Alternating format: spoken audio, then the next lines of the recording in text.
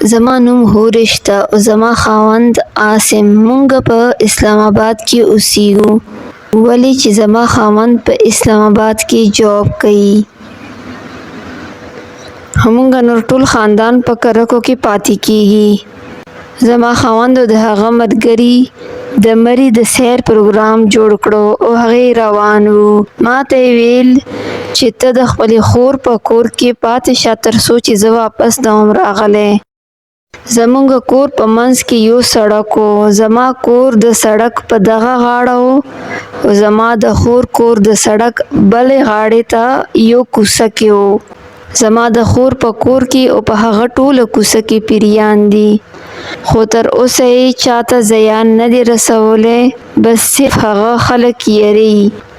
زه چې کله د خپلې خور کور کې اوده وم نو د شپې 12 بجې سره ماته ټلیفون رالو. زه په خوب کې وم او ډېره زیاته ویریدم چې په دا وخت چا کال وکړو.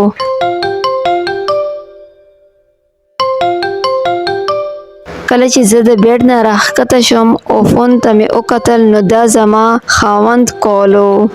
ما هغه کال فوراً اوچت کړو. زما خاوند په ډېر درد کې و او ما ته یې ویل هورش زر راشه، زما اکسیډنټ وشو او زه ډېر زیات زخمی یم او زه ګرځېدلی هم نشم. همدا ست اوس راشه. ښه زه اوس راځم.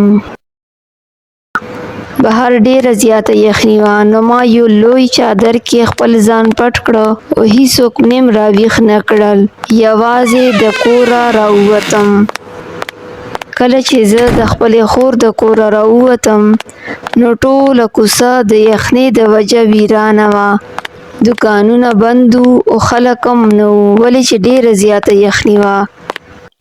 کله چې زه هغه کوڅه کې تلم نو ما سره نږدې ماته د قدمونو آواز راغلو. نو ما اخوا دېخوا وکتل نو څوک هم نه وو، خو چې شاته ما وکتل نو ډېره لرې نه یوه ښځه روانه وه، خو د هغې د قدمونو آواز ما سره ډېر زیات نږدې و او داسې محسوس کېدل چې لکه هغه ښځه زما څنګ ته روانه وي. او دا نه مخکې چې هغه ښځه ماته نږدې راشي نو زه هلته نه لاړمه.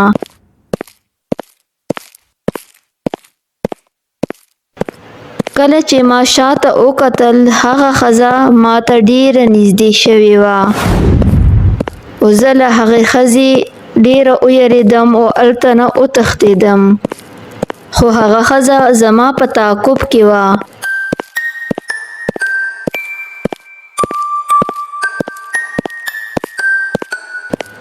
کله چې ما هغې ښځې طرف ته وکتل نو زه حیرانه پاتې شوم ولې چې هغه زه ومه.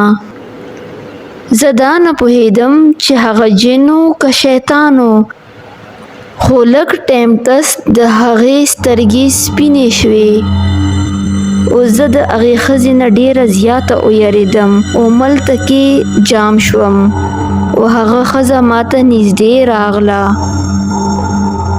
نو د یارې په دغه یخ موسم کې په ما باندې ډېره زیاته خویله راله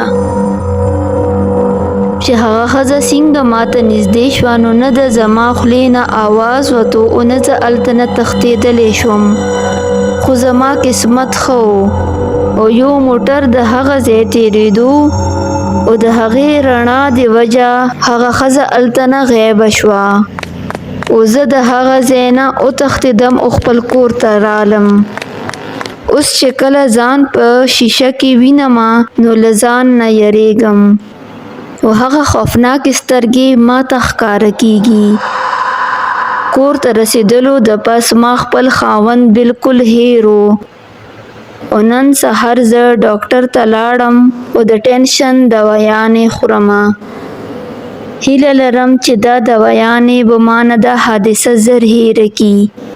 که داسې پیښه تاسو سره شوې وي نو په کمنټ کې لازمي ماته راولېږئ. زه په هغه باندې انیمیشن کولو پوره کوشش کوم. که تاسو دا ویډیو خوښه شوې وي نو دا لایک کړئ، زما چینل ایول سټوریز پښتو سبسکرایب کړئ او بیل آیکن ضرور دباو کړئ. د ویډیو کتنو ډېره مننه.